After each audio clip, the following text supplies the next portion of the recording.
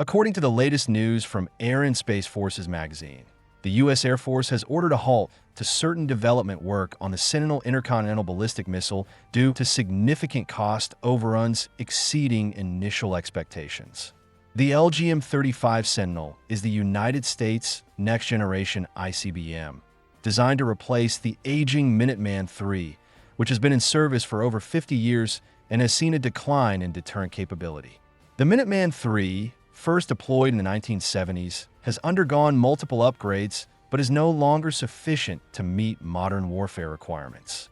With adversaries deploying advanced ICBM, the Minuteman III has become technologically outdated, struggling to maintain strategic nuclear parity.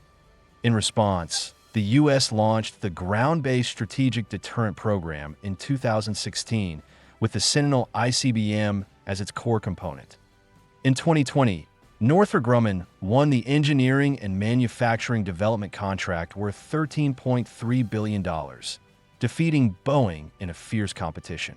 Other major contractors include Lockheed Martin, Warheads and Reentry Systems, BAE Systems, Guidance and Control Systems, and L3Harris Technologies, Communications and Command Systems. Initially, the U.S. military estimated that the Sentinel program would cost around $96 billion to produce 634 ICBM, including 400 operational missiles, 150 test missiles, 84 reserve training units, as well as upgrades to 150 launch control centers and the construction of over 600 training and communication facilities. The Sentinel incorporates cutting-edge technology, but will share 450 existing missile silos with the Minuteman III to reduce costs, although these silos still require substantial upgrades. Due to the Sentinel's high level of security classification, little is known about its exact specifications. Analysts speculate that it is a 3-stage solid-fuel ICBM, capable of fitting into the 18.3-meter long Minuteman III silos, suggesting a length of around 18 to 20 meters.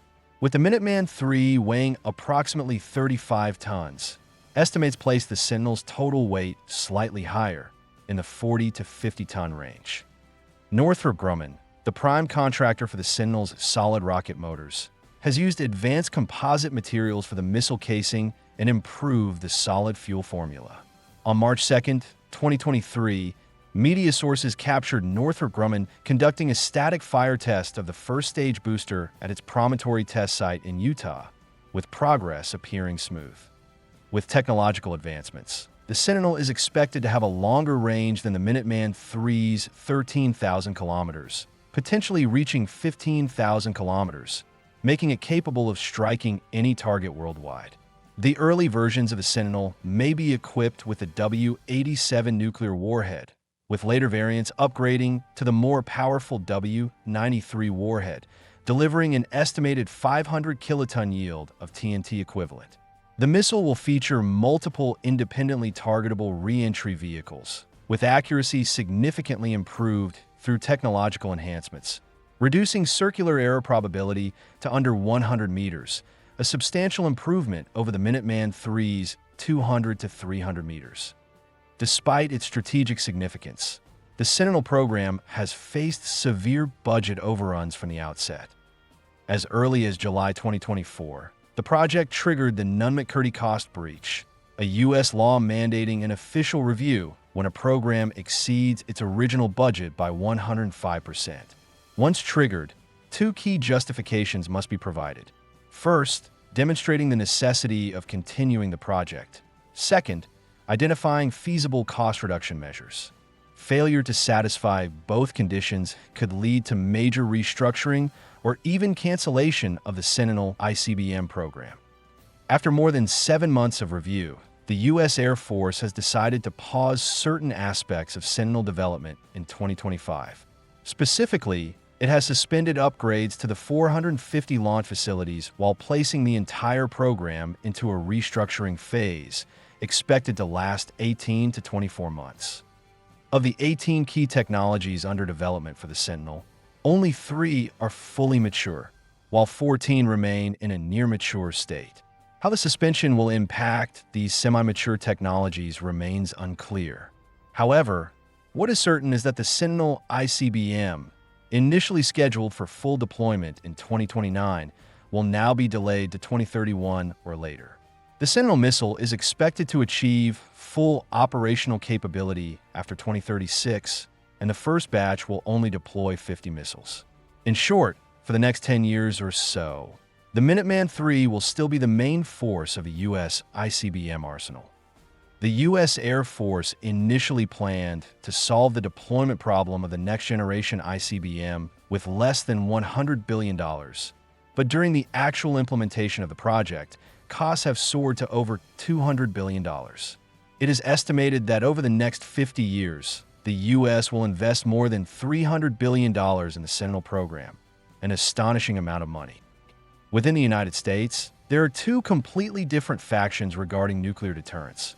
One side believes that it is completely unnecessary to spend so much money on upgrading a new ICBM, and that it would be enough to spend a small amount of money to upgrade the Minuteman III with an estimated total cost of less than $100 billion.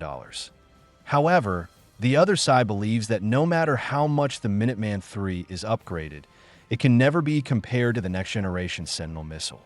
This faction mainly consists of Republicans, including Donald Trump. There are several reasons why the Sentinel missile has significantly exceeded the budget. First, underestimation. For example, the Air Force initially assumed that existing missile silos could be used directly, but the 450-plus silos used by the Minuteman III, built in the 1960s and 1970s, have become severely outdated. The entire power and communication system of the bases must be rebuilt to upgrade the analog control system to a digital command and control system. This budget was not originally included, and the cost of upgrading these infrastructures has continued to rise due to factors such as increasing labor costs and inflation.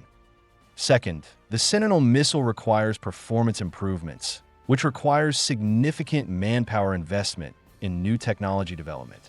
The initial project did not fully account for the complexity of technology development, leading to severe budget shortages.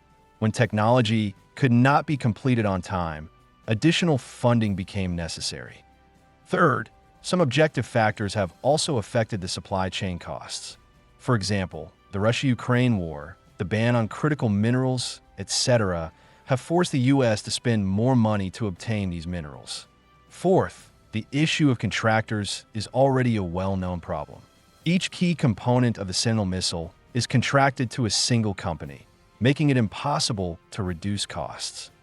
Overall, although the Sentinel missile program has encountered some problems, given Trump's personal support, it is not yet at risk of being canceled. The U.S. has already invested nearly $10 billion in the Sentinel missile program so far, and this money is unlikely to be wasted. However, if cost issues are not resolved at this stage, it is not impossible that a new president in a few years might decide to cancel the program. If that really happens, then the U.S. ICBM force may have to continue relying on the Minuteman III, and there will truly be no successor.